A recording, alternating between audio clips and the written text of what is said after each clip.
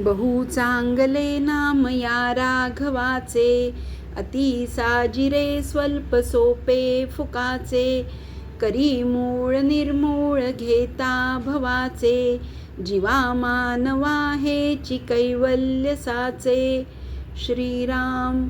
श्री अनंतकोटी ब्रह्मांड नायक राजाधिराज सच्चिदानंद सद्गुरु श्री ब्रह्मचैतन्य गोंदवलेकर महाराज की जय.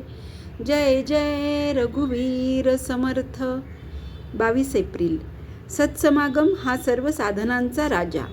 मनुष्य जन्माला येणे, संतांची भेट होणे आणि त्यांना ओळखून त्यांचा सहवास होणे या तिन्ही गोष्टी फार दुर्घट आहेत. म्हणूनच संत समागमासारखा लाभ नाही असे म्हणतात. सत्समागम म्हणजे सर्व साधनांचा राजा होय. काही मागण्याची इच्छाच संत नष्ट करतात, मग मिळवायचे कुठे राहते. संत बनणे व्यावहारिकदृष्ट्या काही सुखाचे नसते. एखाद्या स्नानसंध्याशील आणि सदाचरणी माणसाच्या अंगावर तेज दिसते, कारण देहाला धरून झालेल्या कर्माचे ते तेज असते. पण एखाद्या सत्पुरुषाच्या देहावर बाहेर तसे तेज दिसणारही नाही. आत वावरणाऱ्या भगवंताच्या ज्ञानाला योग्य असा सत्पुरुषाचा देह असतो.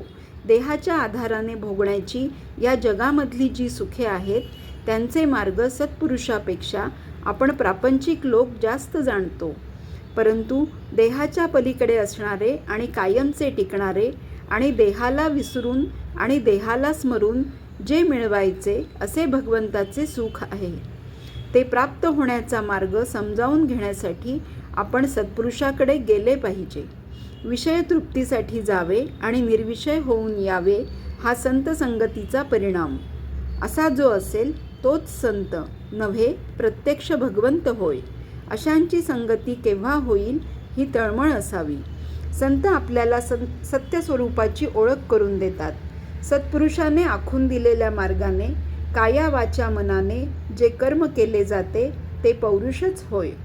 आगगाडीत बसणारी सर्व माणसे, मग ती कोणत्याही क्लासमध्ये बसणारी असोत, इतकेच नव्हे तर बिन तिकिटाची माणसे देखील गाडीबरोबर सरळ म्हणजे शेवटच्या स्टेशनापर्यंत जाऊन पोहोचतात.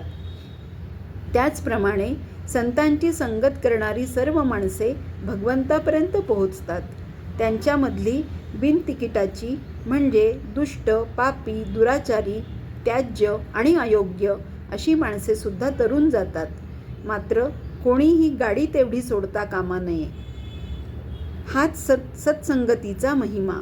परमार्थ साधण्यासाठी सत्संगती फार उपयोगी पडते. ही संगती 3 प्रकारची असते. 1. संताचा प्रत्यक्ष देहामध्ये सहवास. 2. संताने सांगितलेल्या मंत्राचा सहवास. आणि 3. संताच्या विचारांची संगत. संगतीचा परिणाम नकळत होतो. म्हणून सत्संगती धरावी. आपण ज्याकरिता जन्माला आलो ते कारण फक्त संतच उमगले, म्हणून त्यांना शरण जावे.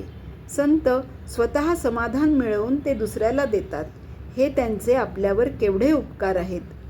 संतांजवळ जे समाधान असते ते आपल्याला लाभले म्हणजे संताची प्रचिती आली असे समजावे. जानकी जीवन स्मरण. जय जय राम.